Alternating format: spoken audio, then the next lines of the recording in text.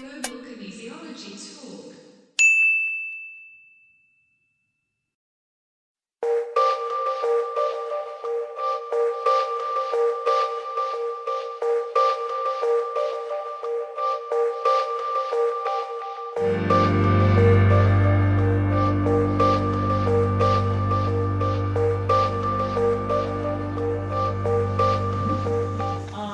Все, мы тогда начинаем. Добрый вечер всем. Меня зовут Дарья Ковальчук. Я являюсь основателем и руководителем общественной организации, которая называется ICOS, International Kinesiology Open Space. И на базе этой организации мы создаем пространство, открытое для развития различных направлений кинезиологии. С учетом того, что мы ставим акцент на самые прогрессивные направления, одно из которых это нейроэнергетическая кинезиология, автором которой является Хьюго Тобер. И уже за год работы мы провели ряд семинаров и продолжаем их проводить. Это и базовые семинары, принципы кинезиологии, форматы, нейронные каналы эмоций. На данный момент у нас голограмма чакр, семинар с Хьюго. Поэтому, кому интересна кинезиология в более глубоком аспекте, вы можете почитать информацию у нас на сайте или узнать у администратора. А если коротко о том, что мы будем сегодня здесь сейчас слушать, это тема о эмоциях, о том, как они образуются, о том, как они выглядят на разных уровнях тела и каким образом происходит подавление эмоций. Собственно, то, что вас может интересовать в прикладном аспекте в контексте вашей жизни и ваших запросов жизненных. Я вам желаю успешного погружения в приятный процесс селекционный. И Хьюго Тобер. Thank you. Спасибо. It's exciting for me to be here tonight, Я очень рад быть здесь сегодня вечером.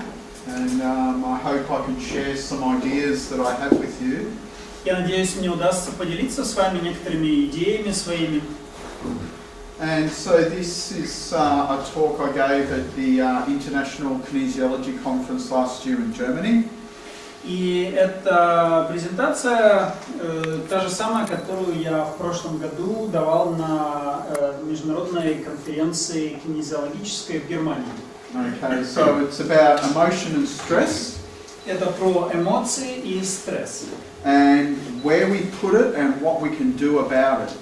Куда мы это помещаем и что мы можем с этим делать. Okay, so emotion is a very interesting topic. Эмоции — это очень интересная тема. And our emotions are actually designed for us as survival mechanisms. Наши эмоции — это часть нашего механизма выживания. Okay. And so they're either survival of us as an individual or survival of human species. И это про выживание нас как индивидуума или выживание людей как биологического вида.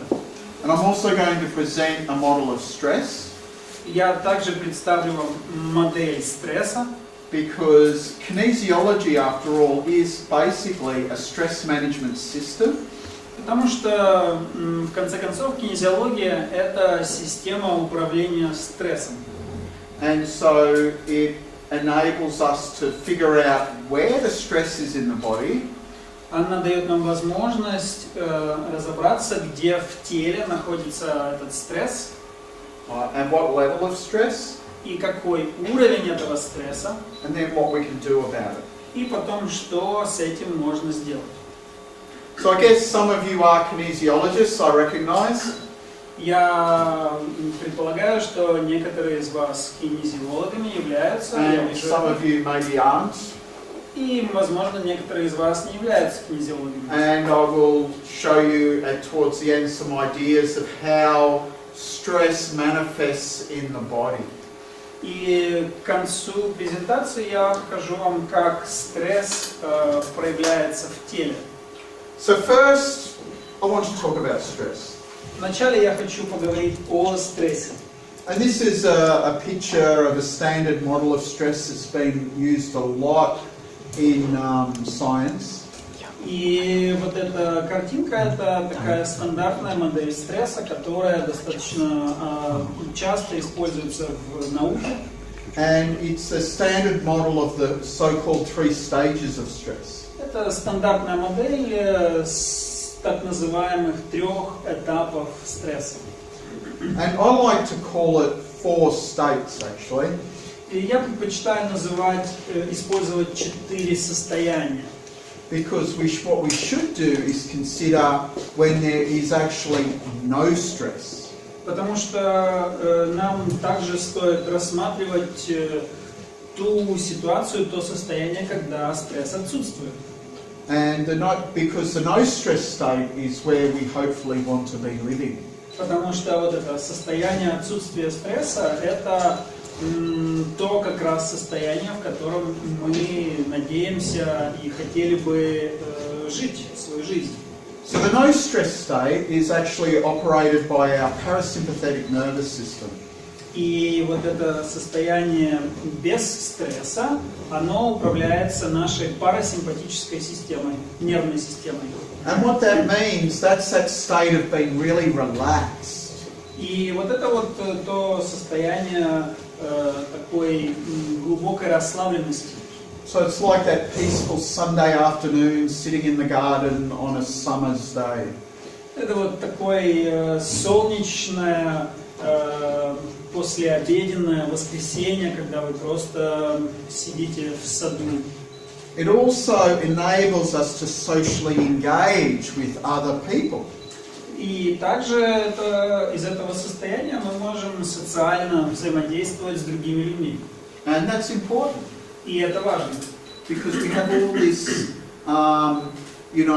facial expressions, even the tone of our voice are all in part of social engagement.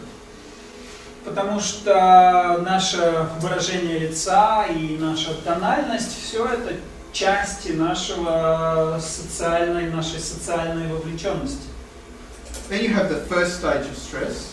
И затем мы переходим, у нас есть первый этап стресса. Which is the sympathetic nervous system. Это симпатическая нервная система. And it's also known as fight-flight. Также это известно под термином «бей, беги», «бей или убеги».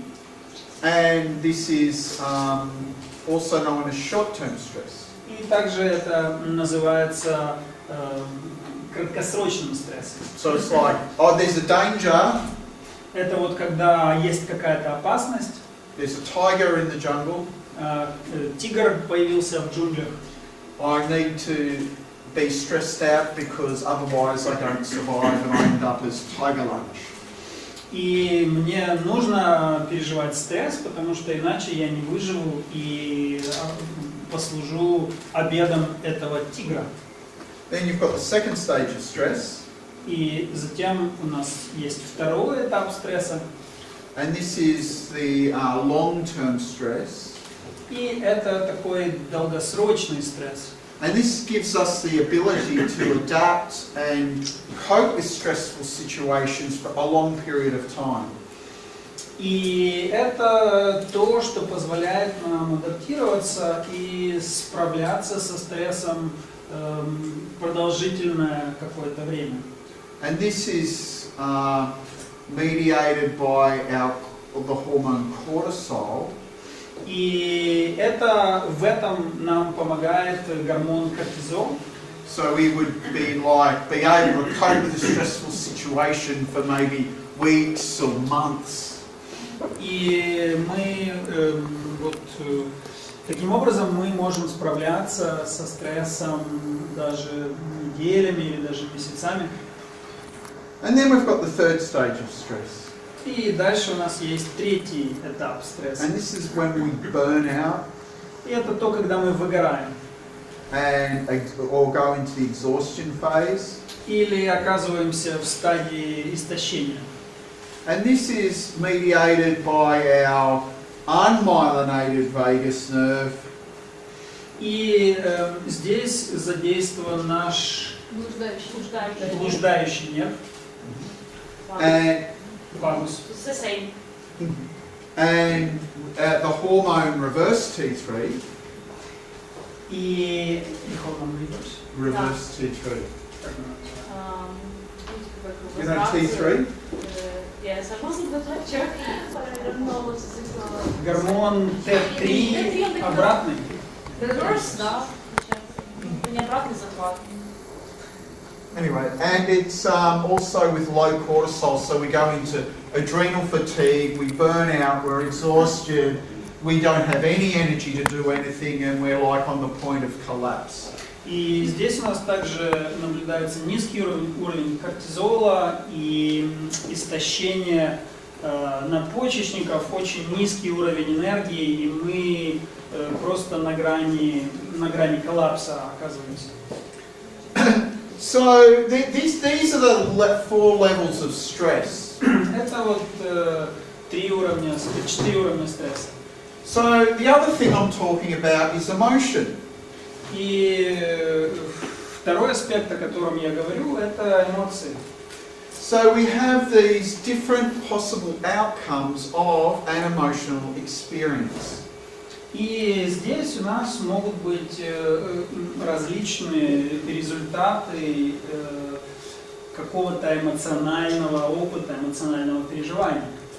So has anyone ever had emotional issues over a long period of time? Были ли у вас, у кого-то из вас, какие-то эмоциональные переживания на протяжении долгого периода времени? Anyone ever related to them? У кого-нибудь такое случалось когда-нибудь? Me. Только у меня, видимо. Well, we're all human, aren't we? Мы все люди. And unless you're an enlightened saint, we all have this. Если, конечно, вы не просветленный святой, у нас у всех это случается. So the first one was probably the most optimal thing to do, is you can actually resolve your emotional issues. И первое в списке, это, наверное, самый такой оптимальный исход, результат, это когда вы смогли как-то разрешить свои эмоциональные проблемы. And unfortunately, that's easier said than done. Но, к сожалению, это легче сказать, чем сделать. So the other thing we can do is we can express our emotions. Также, что мы можем сделать, это выражать свои эмоции. So this is, you know, I come from a South American Latino background. Например, мое происхождение южноамериканское, латиноамериканское. And so we're very known there for being very expressive with our emotions. И мы известны тем, что мы очень такие экспрессивные со своими эмоциями. And believe me, I can do that quite well. И поверьте, я очень легко могу это делать. And so you can have this emotional expression, and fine, if you're angry, be angry, you know. И у вас могут быть такие эмоциональные проявления, и хорошо, если вы в злости, то злитесь. Now the next thing that can happen is you can suppress the emotion. А что еще бывает, что еще может происходить, это то, что вы будете подавлять свои эмоции. Like someone annoys you, Например, кто-то вас раздражает. and rather than shout and scream at them, И вместо того, чтобы накричать на них, you bottle it or you eat it up, you know. вы бутилируете это внутри, или вы просто сглатываете это. I'm okay, I'm not angry, everything's fine. Все нормально, я не злюсь. Okay, and that's when you start getting sick. И вот тогда вы начинаете болеть. Because this puts stress into your body. Потому что это запускает стресс в ваше тело. The next thing you can do is you can have conflict. Следующий вариант, это вы можете конфликтовать. So this is like having emotional conflict between the conscious and the subconscious. Это про то, когда у вас может происходить конфликт между сознанием и подсознанием. And this is like your conscious mind wants one thing, but your subconscious mind wants another. Это когда, например, ваше сознание хочет одного, а ваше подсознание хочет другого. So, for instance, I hate my job. Например, я ненавижу свою работу. So subconsciously, I don't want to go to work. Подсознательно я не хочу ходить на работу. But subconsciously, I get paid really well. Но на сознательном уровне я очень хорошо, мне очень хорошо So платят. you have all these good reasons why you should keep your job because you earn good money and you can provide for your family or whatever. И то есть на сознательном уровне у вас очень много причин, почему вы должны ходить на работу, потому что вы столько денег зарабатываете и вы можете обеспечивать свою семью. But subconsciously it's like, oh, I really want to be a kinesiologist. Но подсознательно у вас там такое: нет, на самом деле я так хочу быть кинезиологом. So you can have this conflict. И вот у вас могут быть такие конфликты. Then you can also have these deep unconscious emotions. И также у вас могут быть такие глубокие подсознательные эмоции. So these are stored in your deep unconscious structures in your body. И они хранятся в таких глубинных подсознательных структурах в вашем теле. And they surface at inopportune moments. И они проявляются в самые неподходящие моменты. Okay? And then you can also have like a historical storage of your emotional history as well. И также у вас там может быть такое историческое хранилище вашей эмоциональной истории. So these are all places where you can have different responses to emotion and they affect different parts of your body. Это все те места, где у вас могут проявляться различные реакции на эмоции, и это будет влиять на разные части вашего тела. Okay, so if we're looking at the different emotions, Например, если мы посмотрим на разные эмоции or the different experiences of emotion, или различные переживания этих эмоций, we can have the resolution of emotion. у нас может быть разрешение эмоций. This requires cortical function. Для этого необходима задействованность функций Cortical, yeah, from your cerebral cortex. Задействованность коры мозга. So that means you have access to your higher brain function. Это значит, что у вас есть доступ к высшим функциям своего мозга. It also requires spiritual development. Для этого также необходимо духовное развитие. And it requires the no stress state. И также для этого необходимо состояние без стресса, не стрессовое состояние. So we need to be free of stress. Так что нам необходимо быть свободными, освободиться от стресса. Because if we're stressed out, Потому что если мы стрессуем, we don't have access to our higher brain function. у нас нет тогда доступа к высшим функциям нашего мозга. And so then we operate out of our subconscious and unconscious brains. И тогда мы действуем из нашего подсознания и несознательных частей нашего мозга. And then you always make the wrong decisions. И тогда вы всегда принимаете неверные решения. Anyone relate to that? Кто-то, кому-то это откликается. You make decisions out of stress and then later on you totally regret it. Вы принимаете решения из стресса, и потом вы тотально сожалеете об этом. You know, I have this, idea. If you're stressed out, make a decision, then do the opposite of that decision. You're probably making the right decision then. У меня есть такая идея, что если вы под стрессом и вы приходите к какому-то решению, то сделайте противоположное этому решению, и тогда это будет правильное решение.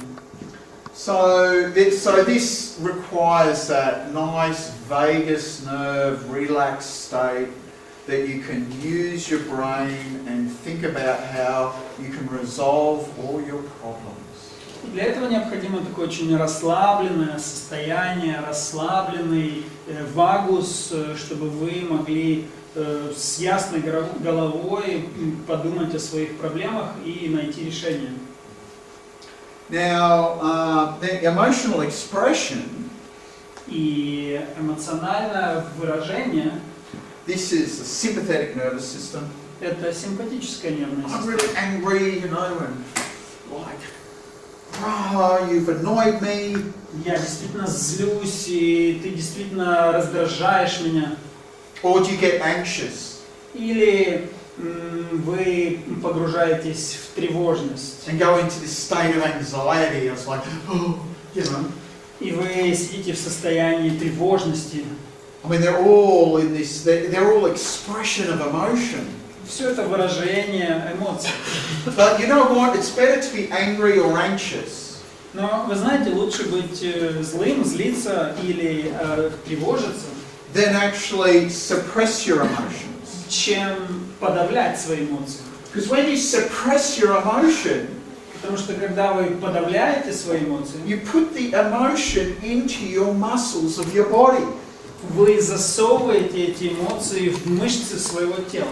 And that can be into your physical skeletal muscles, И это может быть, оказываться, это может идти в ваши физические скелетные мышцы.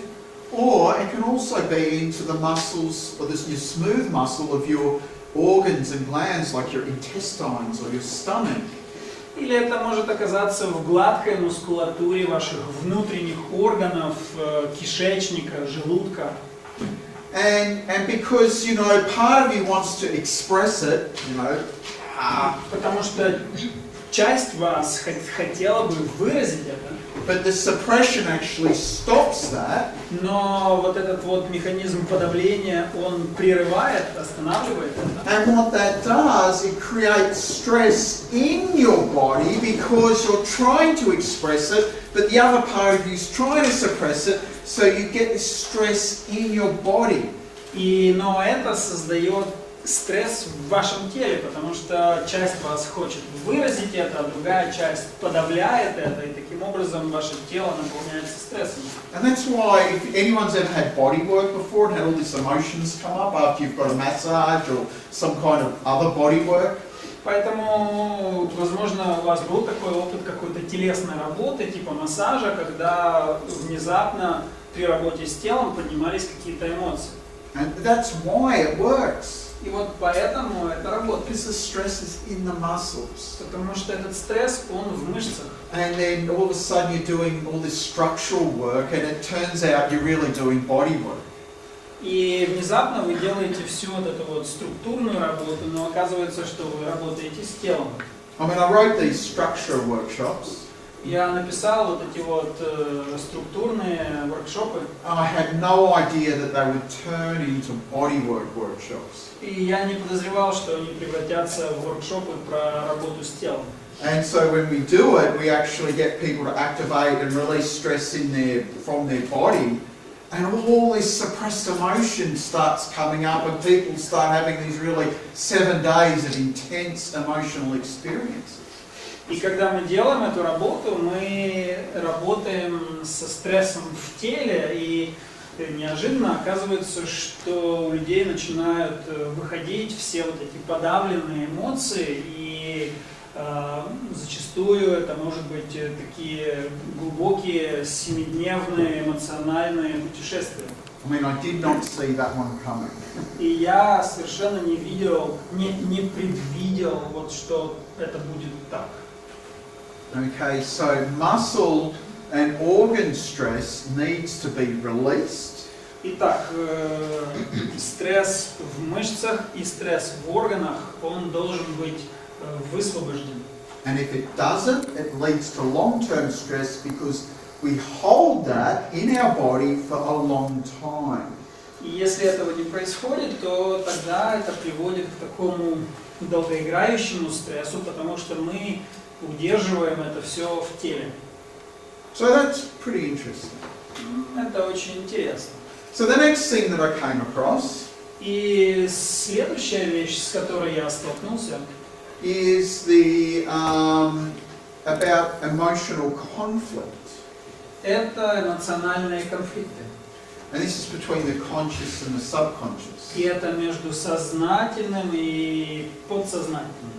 And we found that this is actually stored in the fascia trains. И мы обнаружили, что этот стресс откладывается в наших фасциях.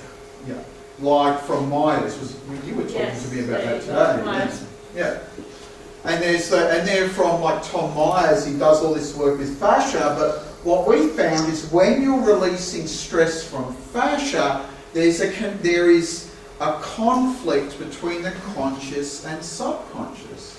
И есть такой Том Майерс, который занимается высвобождением стресса из фасций, но мы столкнулись с тем, что когда мы высвобождаем стресс из фасций, то мы сталкиваемся с конфликтом сознания и подсознания.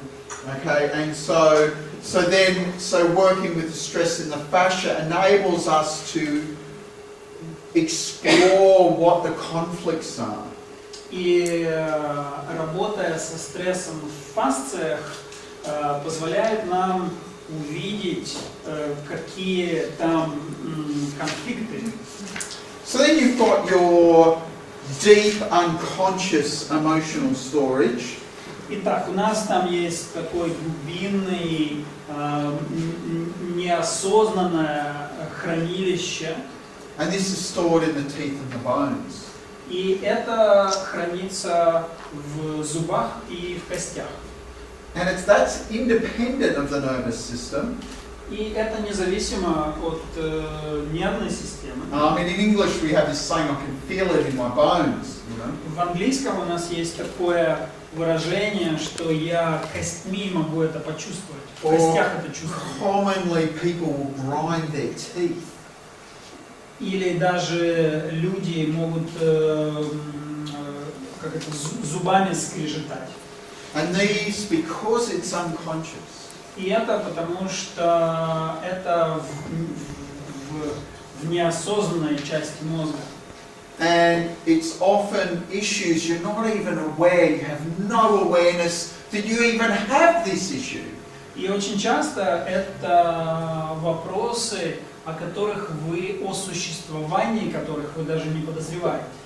And so these are why they're the most spiritual or life-challenging issues. И поэтому это часто самые такие духовные или вызывающие, бросающие вызов в жизни вопросы. And when I say that, I mean they're the biggest obstacles in your life that you're probably battling your whole life long. И почему я это говорю? Потому что зачастую это самые тяжелые препятствия, с которыми вы, возможно, сражаетесь всю свою жизнь. And so then the last thing that was kind of a recent realization I had. И вот последнее такое озарение, которое ко мне пришло, is about emotional history. Это про эмоциональную историю. And who gets emotional about their hair? У кого поднимаются определенные I don't have a эмоции lot at the moment, but you know. в связи с вашими волосами? Вот у меня сейчас немного волос. And because hair is quite interesting because it actually carries our history in it. И волосы, они такие интересные, потому что в них записана наша история. So you can get your hair tested for heavy metals. Вы можете взять волосы и протестировать их на тяжелые металлы, например. And that is like a historical record of your heavy metal toxicity. И там будет такая историческая запись, имелся ли у вас контакт с тяжелыми металлами на протяжении вашей жизни. And so it's like as your hair grows, И по мере того, как ваши волосы растут, your emotional state goes with it. ваше эмоциональное состояние также растет вместе с ними. And this is something that we've been doing recently in my work, is working with balancing the hair.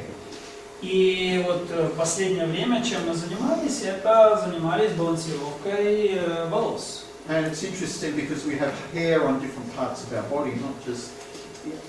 И это любопытно, потому что у нас волосы не только на голове, а на других частях тела тоже. And so the hair in different parts of the body can carry all different kinds of emotion. И волосы на разных частях тела могут нести в себе очень разные эмоции. So these are like how the different emotional experiences can manifest in our body. Итак, это то, как различные эмоциональные переживания могут проявляться у нас в теле. And so I'd like now to talk a little bit about some examples of how we would use kinesiology. И сейчас я хочу поговорить про то, как мы можем использовать кинезиологию. So for suppressed emotions, например, для подавленных эмоций, what we know is, say, because there's the emotions suppressed in the muscle, и вот то, что мы знаем, это то, что поскольку эмоции подавлены, зажаты в мышцах, what we can do is we can actually work with different muscles.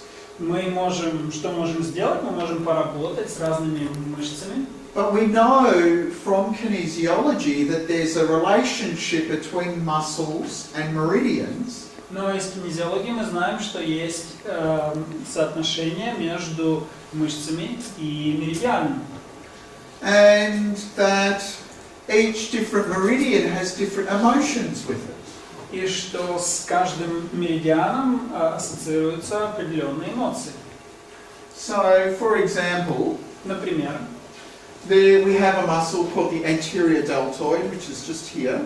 У нас есть мышца, которую мы называем дельтовидная, вот здесь. And that's connected to the gallbladder meridian. И она связана с меридианом мочевого пузыря. Желчь. And the emotions are anger, rage, annoyed, indignation, unmotivated, impotent, indecisive. И здесь у нас эмоции злости, ярости, раздражения, немотивированности, такой бессилия, нерешительности, унижения. I always know if my suppressed anger is becoming a problem, I always feel my anterior deltoid. It's like, oh, it's hurting today. I've got a bit of suppressed anger hanging around.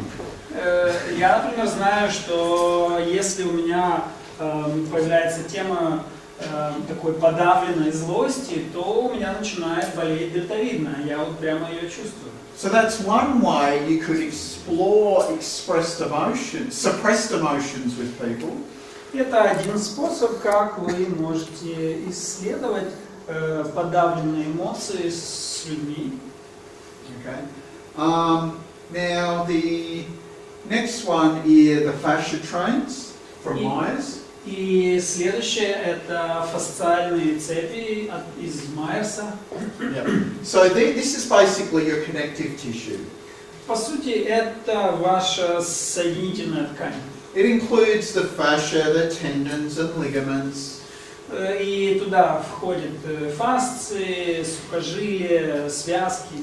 And it's like it's a whole global network of connective tissue through our body.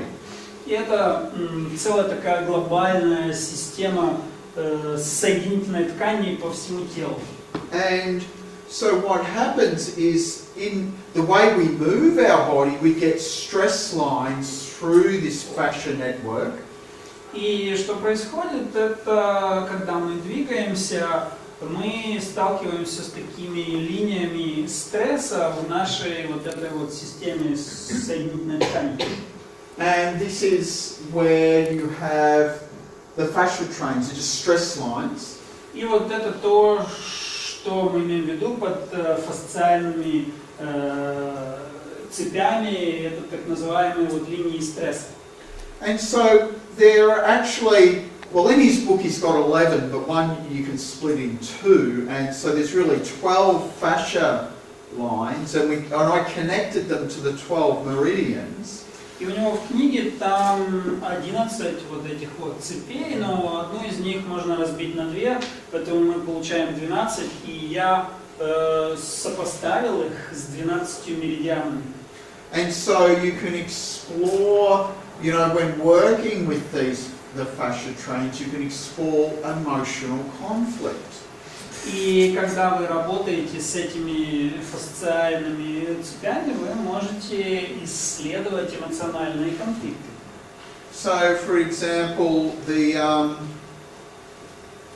you can, if you have a particular fascia train, say to do with the gallbladder, which is the one on the side here.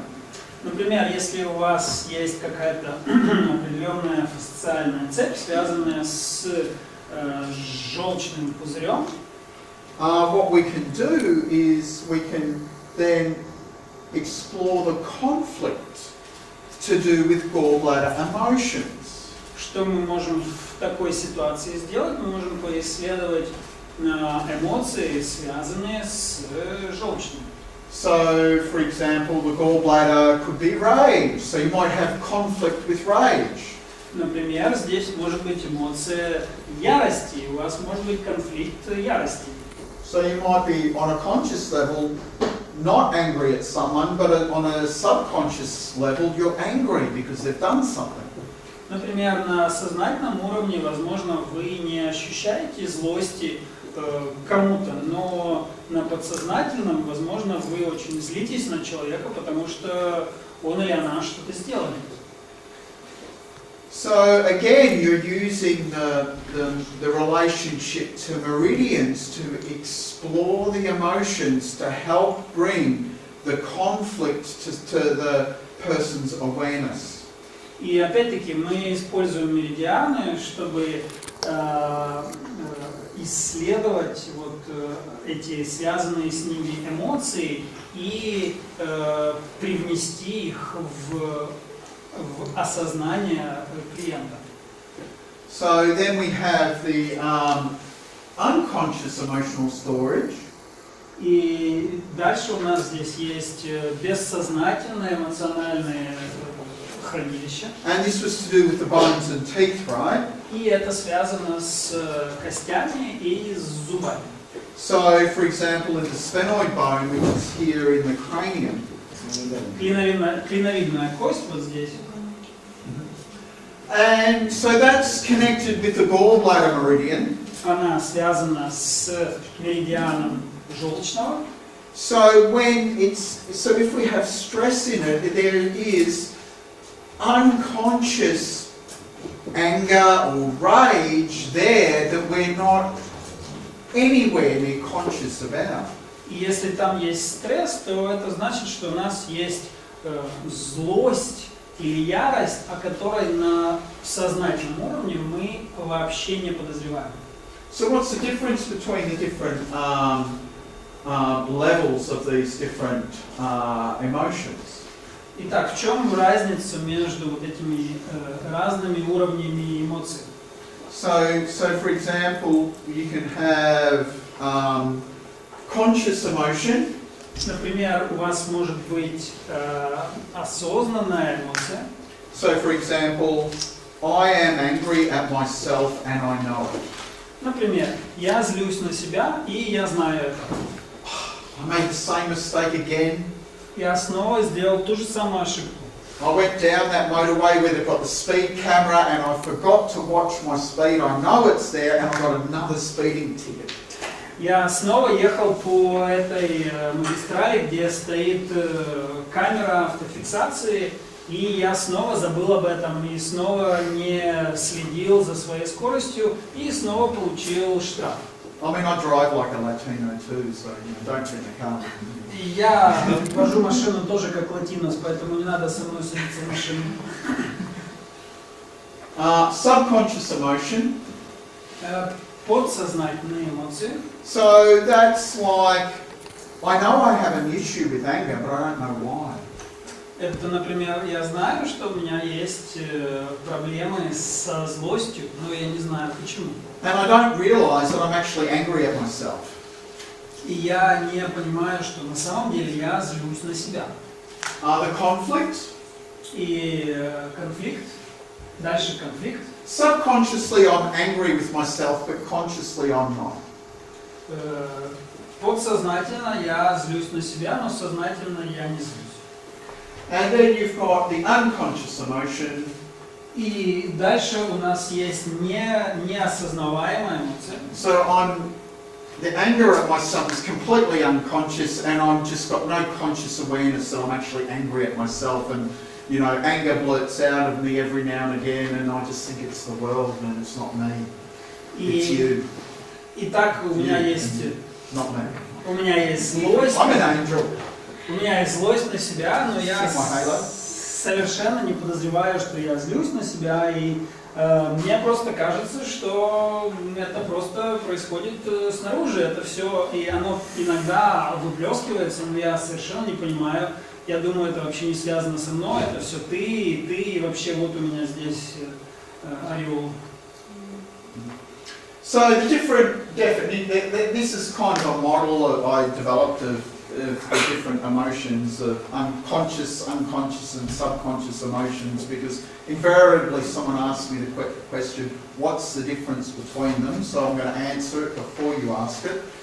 Это вот такая модель, которую я разработал для сравнения осознанных, неосознаваемых и вообще бессознательных эмоций, чтобы объяснить это до того, как вы спросите.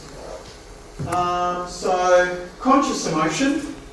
Итак, сознательная эмоция, осознаваемая эмоция. I'm aware of my emotion. Я осознаю, я вижу свою эмоцию. And I know why. И я знаю, откуда она, почему. Subconscious emotion. Подсознательная эмоция. I'm aware of the emotion. Я осознаю, я вижу свою эмоцию. But I don't know why. Но я не знаю, почему. And the unconscious emotion. И неосознаваемая эмоция. I'm unaware of the emotion and I don't know why I'm emotional. И я не осознаю свою эмоцию, и я не понимаю, почему у меня возникает эмоциональность. You know, that's the person who says, what do you mean I'm angry? I'm not angry, I'm not angry at all, I'm perfectly calm. Когда человек говорит, что ты имеешь в виду, я злой, я вообще не злой, я не знаю, о чем ты говоришь. I'm being calm. I'm really happy right now, what are you talking about? Я абсолютно спокоен, и вообще я сейчас счастлив, о чем ты вообще говоришь? So that's kind of like almost an explanation of what kinesiology does. И в некотором смысле это практически объяснение того, чем занимается кинезиология. And we use muscle testing. И мы используем мышечное It's not a тестирование. diagnostic tool. Это не диагностический инструмент. All it does is give you a readout of the level of stress the person's in compared to the question you're asking.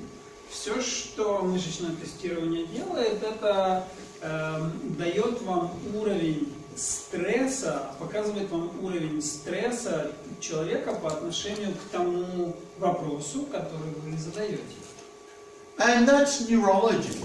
И это неврология. And you know, I can sit there and go into all the details of how that neurology works. И я могу сесть и разбирать в подробностях, в деталях, как эта неврология работает. But that's a story for another day. Но это история для другого дня. So, anyway, do you have any questions? Есть ли у вас вопросы? Такой вопрос.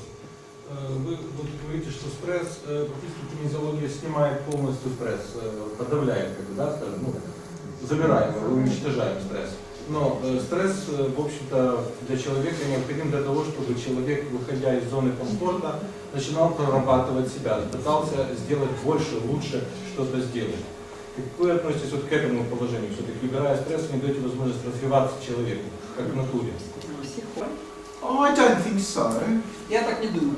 Because that, what you're talking about, that, you know, the little kick up the butt or the stress that takes you out of your comfort zone, Потому что то, о чем ты говоришь, вот такой небольшой волшебный пендюль, который... I mean, that's just going to be something that's a bit annoying, that maybe makes you change direction or something like this. It's not going to be something that troubles you and impacts your life on a deep level over a number of years, that drives you nuts, and you end up going to see a kinesiologist because they can help you with it.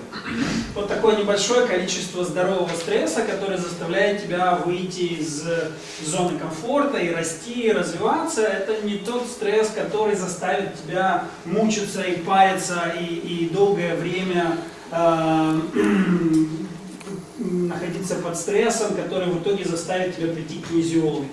So what the stress you're talking about is a natural stress, and what our stress system's designed for, to help us move forward and get the things we need. Like, I have to get out of my comfort zone because there's no food in the fridge. I'm going to go and have to fish and catch a fish or do something because I need that.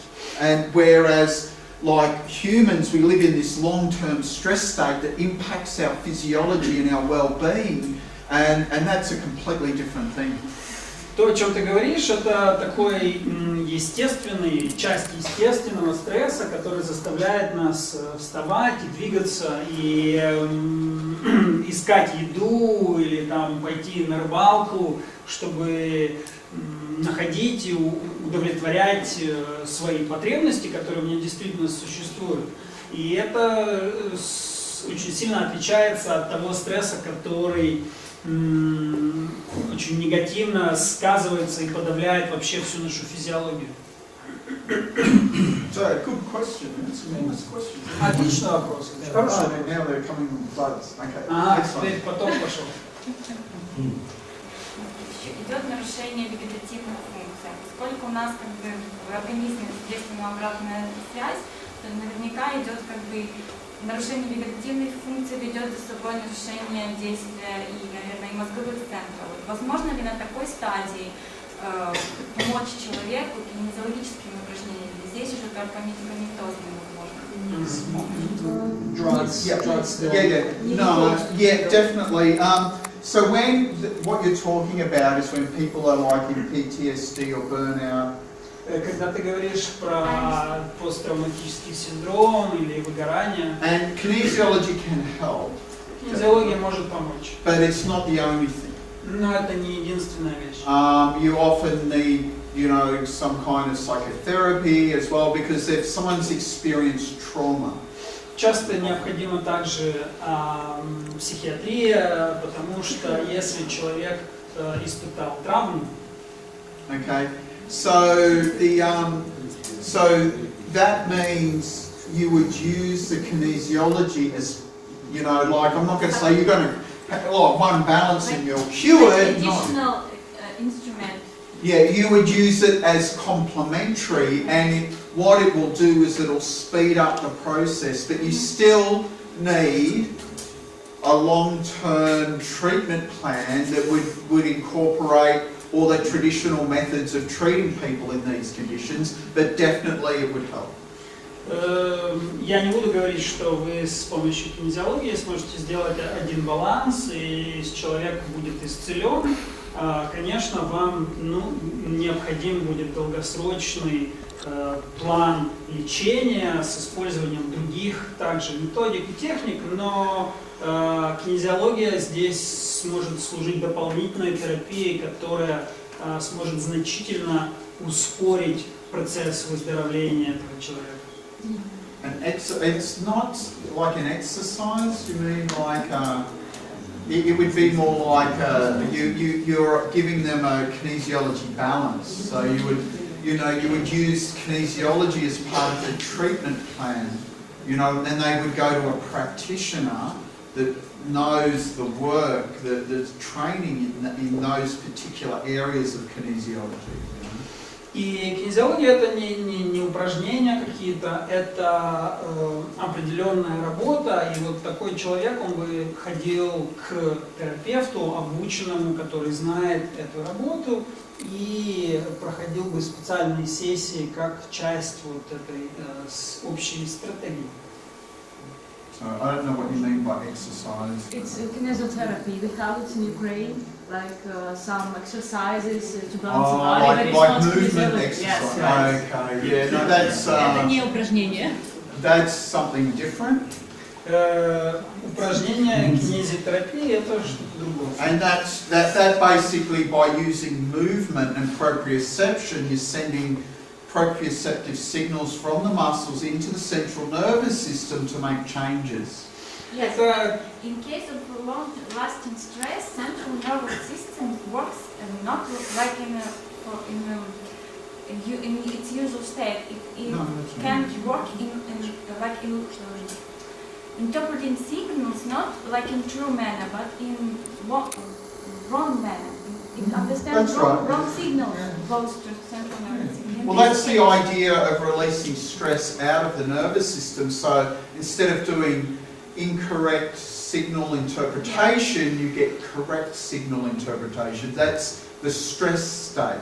And so what kinesiology does is try and move the brain out of the stress state so it starts working properly.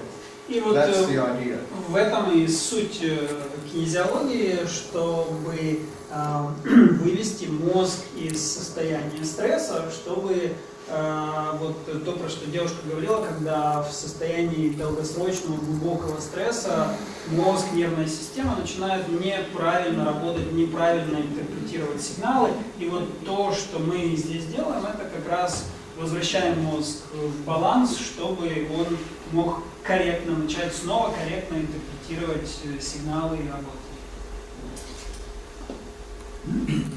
Так все же, на что больше похожа эта практика, которую вы рассказываете? Вот, Это больше люди массаж, хотят это увидеть. мышечная работа. Что это? So, Техника, кинезиологическая техника. Покажите, how как does это. what you do Как это actually look работает? like? People want to see what it looks like. Oh.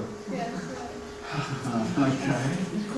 All right. So who's a little bit stressed out? Кто сейчас немножко под стрессом?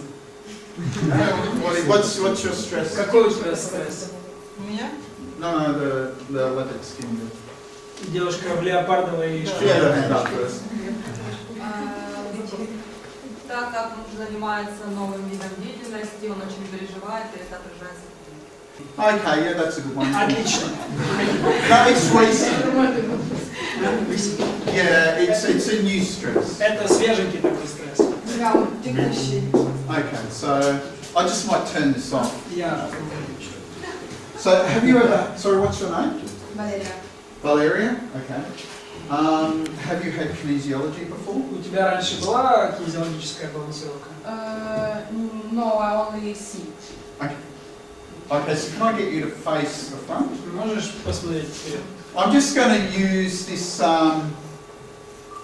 so I'm just going to lift your arm up here. This muscle, can you hold it straight for me? Можешь вот прямую руку держать, я сейчас просто буду вот эту мышцу использовать. So what I want you to do is I don't want you to tense the muscle because that overrides the nervous system signals. И что я хочу сейчас, чтобы ты сделала? Во-первых, я не хочу, чтобы ты But I just напрягала want you to hold it firm. мышцу, потому что это So перекрывает I нервную can систему. push against it. Просто держи And you руку. resist it, but if you feel the muscle going all of a sudden, just let it go. Don't try to fight it. Do you Просто understand? держи руку, и я буду немножко нажимать, ты немножко сопротивляйся. Если ты почувствуешь, что мышца поддается, просто позволь этому быть. Не нужно сопротивляться сильно. Держи. Okay, I'm just going to pinch the Я muscle, немножко And it goes down. щипну, и рука опускается. pull it out. Can you hold? Держи. Okay. Pinch. Я goes down. щипаю, она идет вниз. Я растягиваю. So that's showing me when I pinch the muscle, I trick the muscle into thinking that it's carrying something too heavy and it lets go. You know, have you ever picked up something too heavy and just let go like this? Когда я щипаю мышцу, я как бы ввожу ее в заблуждение, ей кажется, что она несет что-то слишком тяжелое, и она сразу отпускает. So that means that's called the muscle stretch reflex, I think. And what that does, when her muscle does that, it shows me it's working properly. И это называется, по-моему, рефлекс сжатия мышцы. Стретч-рефлекс называется. Стретч-рефлекс называется. Стретч-рефлекс. Вот. И это, когда вот это происходит, это говорит мне о том, что мышца работает корректно. So that means I can use now her muscle as an indicator of stress. И это значит, что я сейчас могу использовать ее мышцу как Okay, индикатор. so let's do that again. So I want you to hold that. Снова попробуем. Я хочу, чтобы ты держала. Okay, now I want you to think of your husband and his stress. Я теперь хочу, чтобы ты подумала о своем муже и Can you его hold стрессе. it? Come on, you can hold it, can't you? Ты можешь держать. Oh, look at that. Посмотри. So you see the difference. The muscle can't hold. That's neurology, indicating stress. И видите, как это работает? Мышца не может удерживать, и это просто неврология. Это указывает на стресс. And how long has this been going for? Сколько это продолжается? Near 1 year. Near 1 year. Yeah, you're getting, that is third stage stress we're getting. It's exhausting. You're exhausted with it. Ты сейчас подходишь к третьему этапу стресса, это уже истощение. So now what we do with kinesiology is we use our techniques to bring the muscle back till it's strong. И что мы делаем с кинезиологией, это используем наши такие техники, чтобы вернуть силу этой мышцы. So I'm going to try a couple of things. I don't know what this is. Я попробую сейчас некоторые вещи, я не Oh, знаю, that что... throat chakra, communication. Ага, горловая чакра, коммуникация. Is your husband like most men and communicate really brilliantly? Твой муж такой же, как большинство мужчин, он такой потрясающий коммуникатор, да? So how would you say your communication is with your husband? Как бы ты охарактеризовала уровень коммуникации с твоим мужем? I'm talking, he's listening. Я говорю, он слушает. That sounds familiar. Это что-то очень похоже. Where have Знакомо. I experienced that before? Где я уже с этим сталкивался? X.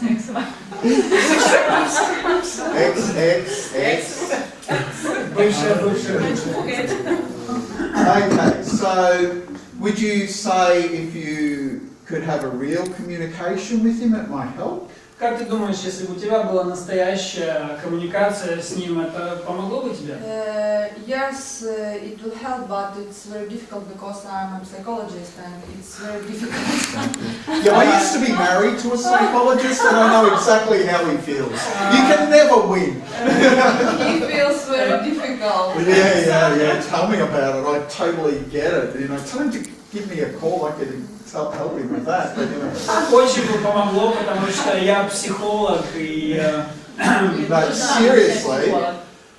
seriously, like, yeah, you're a psychologist, but do you think if you had really meaningful communication with him, that would help? Но серьезно, если бы у тебя были настоящие такие значимые, глубокие беседы с ним, это помогло бы тебе?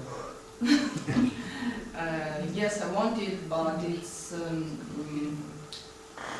it's difficult to him to talk about his heart problems and emotion problems, and Yeah. it's very easy to me to Yes. talk about these problems. Да, но ему очень тяжело говорить Male and female. о сердечных проблемах, а мне очень легко. I mean, it's very classic, really. I mean, in a lot of males, but we don't like to talk about our emotions, and women often want to process emotions through talking. So, you know, we process emotions differently. But my question to you is, you know, this is a psychologist, I never answer your question directly, you know, it's like, my question to you... I'll answer you. Yeah. No. Do you think if you could communicate, okay, yes, because of it's course. your throat chakra is showing, which means it's issues around communication. So I want you to visualise having a meaningful communication, and it might mean in the way you communicate, but that you find a way of communicating together with your husband that you can resolve your issues. И сейчас я хочу, чтобы ты представила себе, как у вас с мужем происходит настоящая глубокая коммуникация, и как это с обоих сторон, и как это может помочь решить твою проблему. Okay, so I want you to visualise that, and I'm just going to put some energy into your throat chakra. Я хочу, чтобы сейчас ты это визуализировала, и я добавлю сейчас энергии в твою горловую чакру. Okay, so this will help with the communication. Every time when I visualization our communication, I start to cry. И каждый раз, когда я начинаю визуализировать нашу коммуникацию, мне хочется плакать. Yeah, but I'm asking you to find, it could be different, a different way to communicate. Just imagine there's a way of communicating that you can both connect with. Но And сейчас it might be some way that you're not used to. я хочу, чтобы ты сейчас представила, может быть, какой-то другой, новый способ коммуникации, возможно, к которому ты не привыкла, в котором у вас получится коммуницировать. Okay, so just think about it. Просто подумай об этом. That there's a way you both can communicate. Что есть способ, в котором у вас у обоих получится коммуницировать.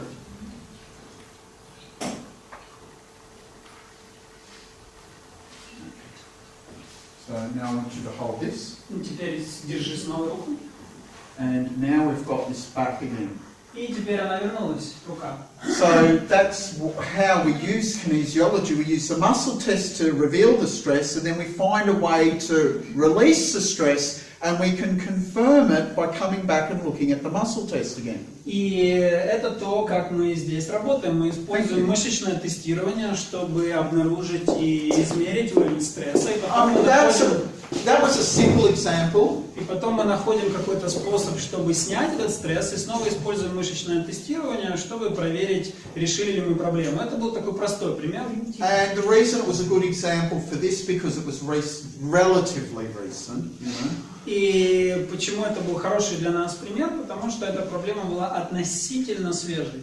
But probably goes back, you know, an underlying theme, you know, in different things, but you know, it was a way I could demonstrate to you how we use the muscle test as a way of revealing stress and a way of showing us that we've diffused the stress.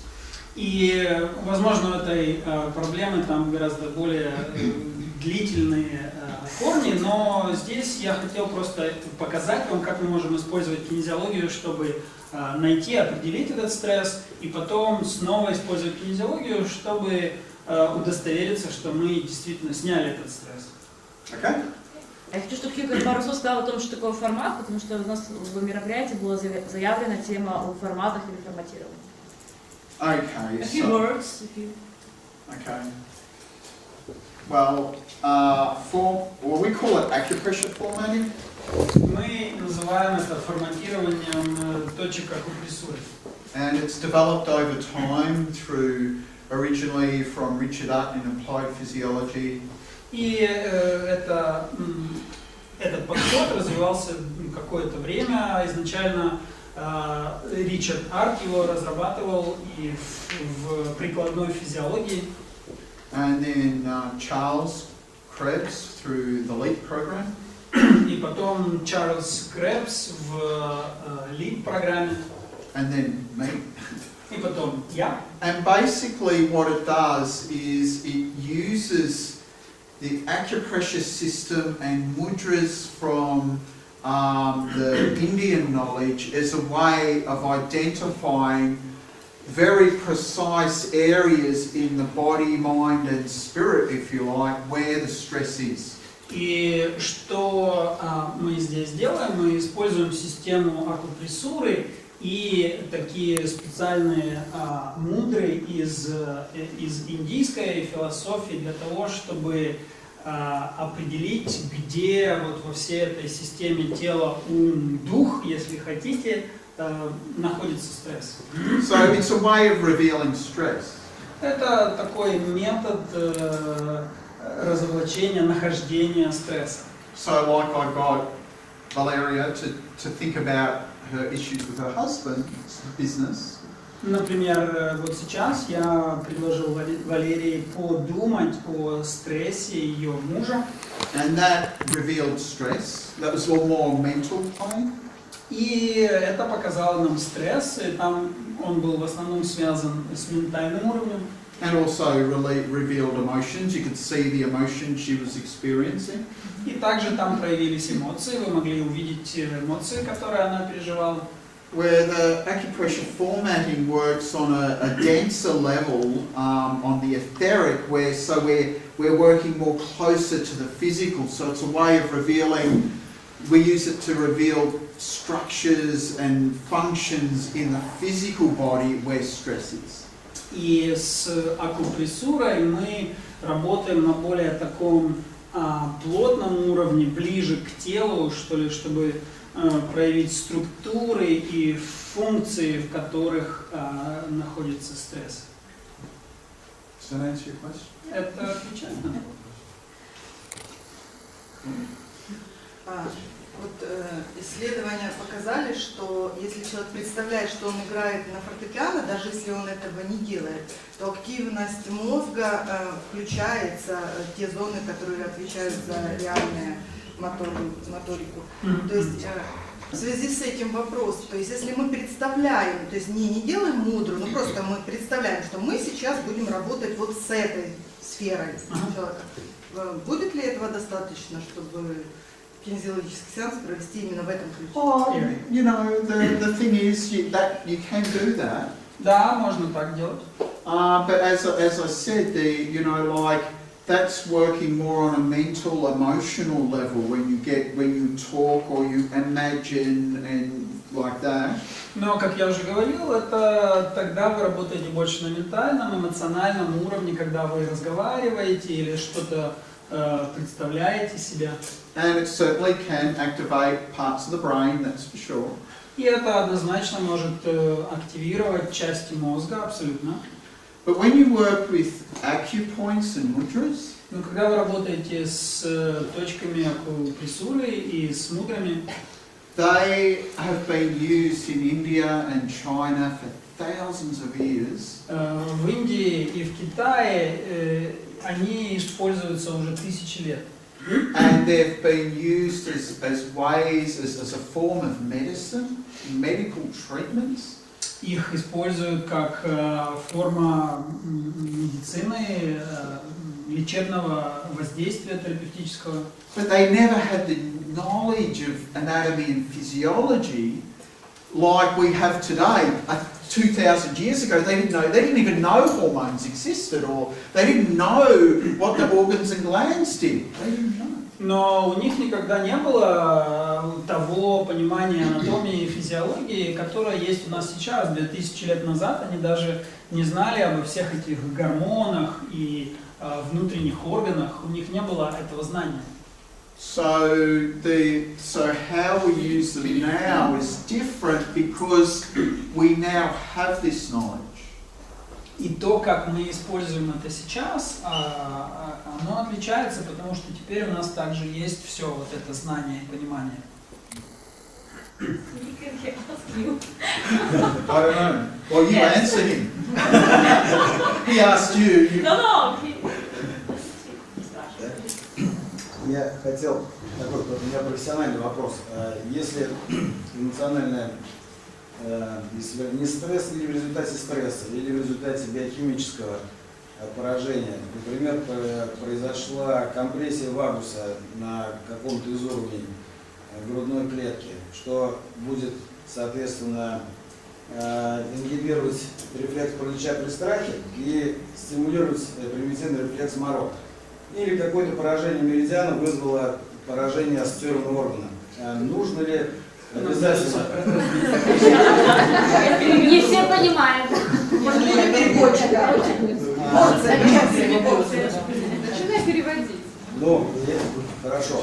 Вот тогда спроси проще. Если стресс вызван какой-то биохимической проблемой или структурной, можно ли только через акупунктуру и эмоции работать, или нужно еще механическую коррекцию делать? Как в вашей практике, как вы делаете? I will translate differently. Спрашивает Женя, если, допустим, есть какое-то физическое поражение, допустим, воспалительный процесс или поражение физического тела или какое-то биохимическое отравление, можно ли решить эту проблему, используя исключительно акупрессурные точки или эмоциональной коррекции? И либо нужно какое-то физиологическое, конкретное мануальное воздействие? Yes.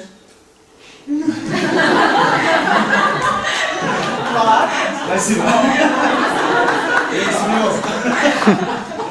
But Но the thing is, right, Но на самом деле it's possible, it's been done. это возможно, такое было. I've done it, people I've trained have done it before. Я так делал, мои студенты тоже But делали. it doesn't always work. Но это не всегда I работает. mean, with kinesiology, and if you're a kinesiology practitioner, you know that when you treat people for the same thing, it doesn't always work the same for every client. И с кинезиологией, если ты кинезиолог, ты тоже должен это знать, что с разными клиентами не всегда одна и та же техника или подход работает так же самое.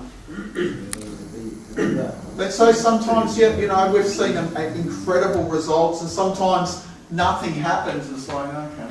И иногда мы получали просто невероятные результаты, а иногда ничего не происходит, и ты просто думаешь, ну окей. You know, and that's, you know, I always say, well, the worst case is nothing happens, you just done your dough, you know, like you spent your money and you got nothing, but, you know, it's not like you're going to get massive side effects and your hair's going to fall out or something like this. You know? И я обычно говорю, что самое худшее, что может произойти, это вы потратите свои деньги и ничего не произойдет. Это не то, что вы вложите кучу денег и получите ужасные побочные эффекты, и все ваши волосы повыпадают.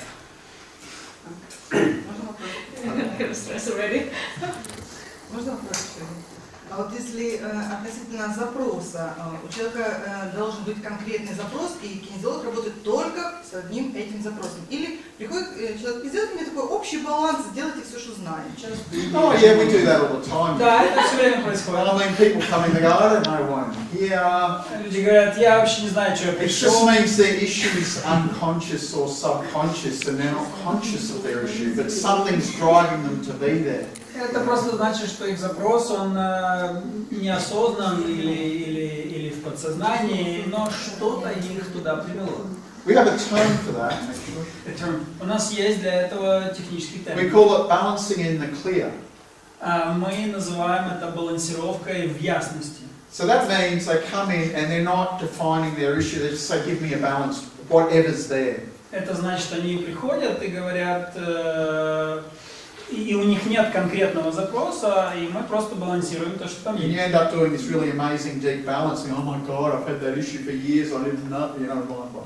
И иногда случается так, что у вас происходит такое совершенно потрясающая работа, потрясающий баланс, и клиент говорит, боже мой, у меня столько лет была эта проблема, я даже не знал, что она у меня есть. I always say, no issue is an issue. Я всегда говорю, нет проблемы, это проблема. It's called denial. Это называется отрицание. Хьюго только вчера прилетел, поэтому думаю, стоит его отпустить отдыхать. I think that we can finish because we just arrived yesterday, so... Спасибо вам огромное. Мы ждем вас дальше в наших мероприятиях. Про них можете узнать в Фейсбуке, или у Иры, или у меня в сообщении.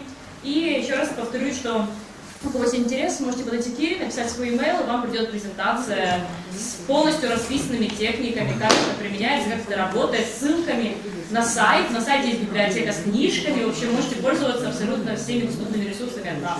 Спасибо вам большое.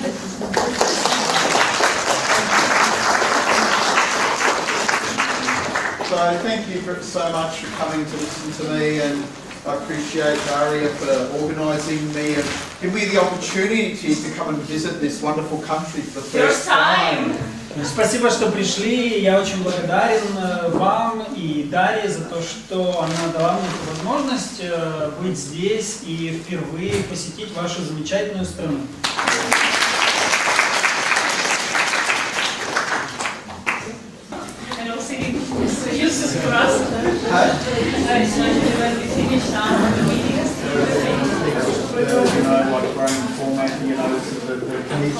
They need to have a basic level. Yeah, and you need to do the formatting. Yes, and we don't know information, so 1 week